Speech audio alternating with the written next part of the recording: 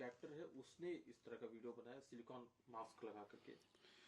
देखिए, एक झूठ पर पर्दा डालने के लिए 100 झूठ बोलने पड़ते हैं। पहले दिन पर आम आदमी पार्टी का ये स्टैंड था कि जो पूरा वीडियो है जिसमें गुरुओं के साथ बेअदबी की गई है, वो वीडियो एआई जेनरेटेड है। फिर उसके बाद उन्होंने स्टैंड लिया कि वीडियो तो सही है, पर इस वीडियो में मैं नहीं हूं। फिर उसके बाद उन्होंने स्टैंड लिया कि ये कोई पाकिस्तानी एक्टर है। फिर उन्होंने स्टैंड लिया कि भाई ये जो वीडियो भी सही है, व्यक्ति भी सही है, उसने मास्क लगाया हुआ है। और सारे जो झूठ बोले जा रहे हैं वो केवल ये बोले जा रहे हैं कि श्री अकाल तख्त साहिब झूठ बोल रहा है। मतलब श्री अकाल तख्त के विवेक पर सवाल खड़े करना। और जब श्री अकाल तख्त ने पंजाब के मुख्यमंत्री को बुलाकर कहा कि 2 लैब दे दो और वीडियो की जांच करवा दो, तब उन्होंने 2 लैब नहीं दी। और आज जब गुरुग्राम पुलिस ने बताया है कि कैसे एक फर्जी रिपोर्ट प्रोक्योर की गई 10 लाख रुपए देकर, 2 पुलिस ऑफिसर आए अकाल तख्त के फैसले के बाद, उन्होंने यहां पर किस प्रकार से टेलर मेड रिपोर्ट बनाई, 10 लाख रुपए दिए गए, गुरुग्राम के होटल में रहे, मीटिंगें की, व्हाट्सएप चैट्स हुए। उसके बाद केवल और केवल अपने आप को बचाने के लिए सारी करतूतें की जा रही है। सैक्रिलेज का जो कानून बना है पंजाब में, उसमें पहला नाम भगवंत मान जी का दर्ज होना चाहिए, उनको गिरफ्तार होना चाहिए, उनका इस्तीफा होना चाहिए। और श्री अकाल तख्त के खिलाफ जो आम आदमी पार्टी लगातार एक एजेंडा चला रही है, पंजाब की जनता, सिख समुदाय उनको कभी माफ नहीं करेगा। सर, अब यूनिफॉर्म सिविल कोड की बात पश्चिम बंगाल में भी की जाने लगी। पश्चिम बंगाल सरकार अगले हफ्ते असेंबली में यूनिफॉर्म सिविल कोड लेकर के आ सकती है। इसके अलावा भी कई राज्य हैं, छत्तीसगढ़ है या फिर दूसरे राज्य हैं जो बीजेपी शासित है या एनडीए शासित है, वहां पर भी यूनिफॉर्म सिविल कोड लाने की तैयारी चल रही है। क्या कहना है आपका? देखिए, भारतीय जनता पार्टी महिला सशक्तिकरण के लिए पूर्ण तरीके से समर्पित है और यूसीसी से कोई बड़ा हथियार हो ही नहीं सकता महिला सशक्तिकरण का, जेंडर एम्पावरमेंट का। और इसीलिए जो संविधान सभा ने तय किया था कि संविधान में यूसीसी होना चाहिए, यूसीसी देश में लागू होना चाहिए, सुप्रीम कोर्ट ने भी कहा, उस यूसीसी के स्वप्न को पूरा करने के लिए जहां पर भी भाजपा एनडीए की सरकारें हैं वहां पे यूसीसी लागू हो रहा है।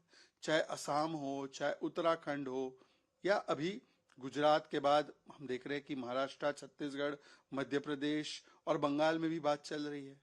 एक तरफ तो हम लोग यूसीसी के लिए कटिबद्ध है, पर दूसरी तरफ यूसीसी के नाम पर बीबीसी है, भड़काओ भाईजान committee.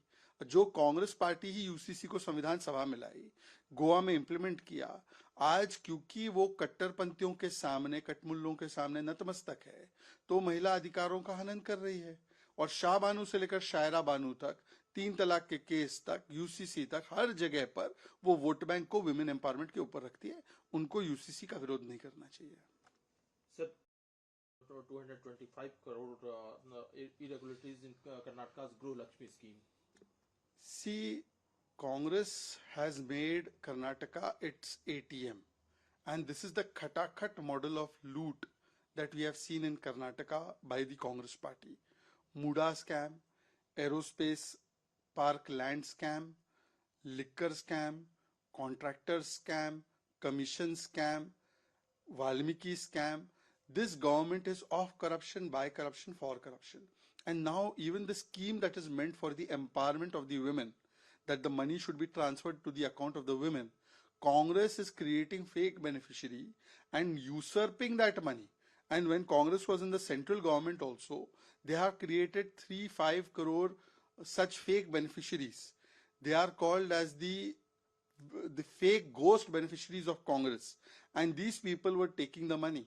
So same philosophy what Rajiv Gandhi followed, that I send 1 rupee, 85 paisa will be eaten up by the Congress. Same model is being followed in Karnataka.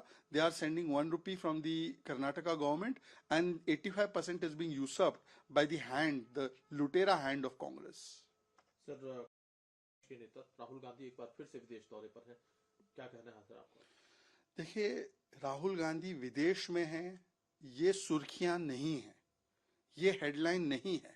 Rahul ji जब देश आते हैं तब हेडलाइन बनती है कि राहुल जी देश आ गए। राहुल गांधी ने एलओपी का मतलब ही बना दिया है लीडर ऑफ पर्यटन एंड पार्टी। मैं हमेशा वेकेशन मोड में रहता हूं, ये उनका ध्येय वाक्य है। हमारे प्रधानमंत्री जी है, 9000 दिन से मुख्यमंत्री या प्रधानमंत्री के रूप में है, तो एक भी दिन छुट्टी नहीं ली। वर्क मोड में रहते हैं, वो सेवा मोड में रहते हैं। राहुल जी वेकेशन मोड में रहते हैं, वो मेवा मोड में रहते हैं।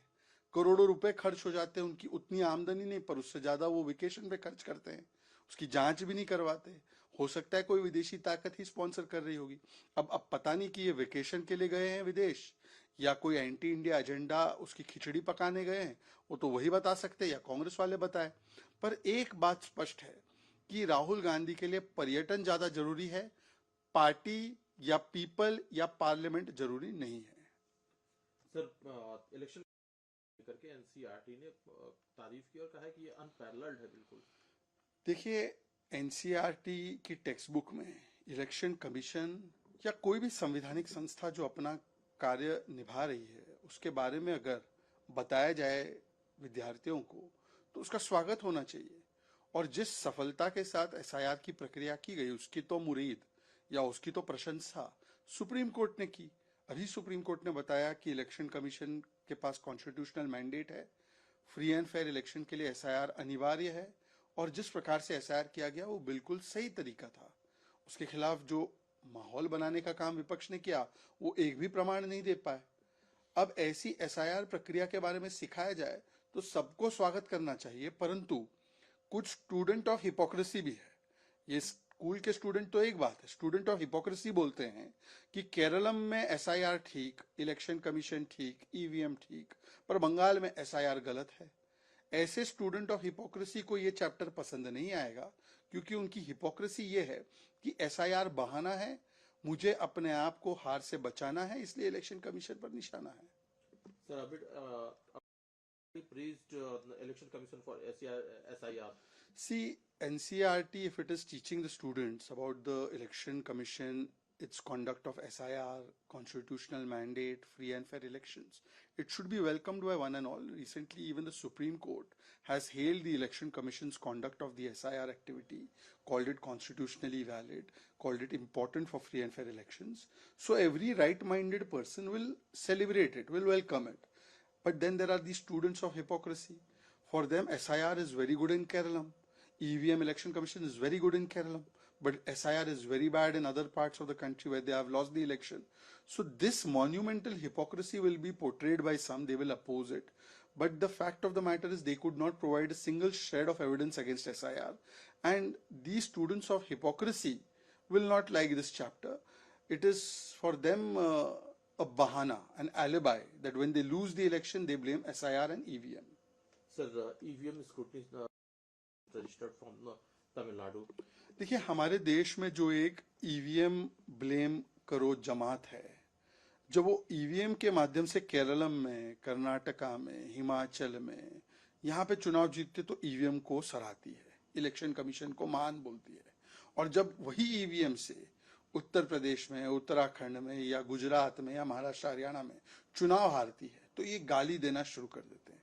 ईवीएम को गाली, इलेक्शन कमीशन को, एसआईआर को। अब 5 राज्यों में चुनाव हुए, उन 5 राज्यों में पता चला कि ईवीएम की जो मेमोरी चेकिंग एंड वेरिफिकेशन वाले पूरी प्रक्रिया स्क्रूटनी के लिए केवल 4 शिकायतें, और वो भी तमिलनाडु राज्य से, बाकी 4 राज्यों से तो एक शिकायत नहीं दी।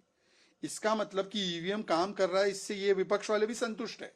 पर टीवी कैमरा ऑन होता है तो उनको ईवीएम में गड़बड़ी नजर आती है, चुनाव हारते तो ईवीएम में गड़बड़ी नजर आती है।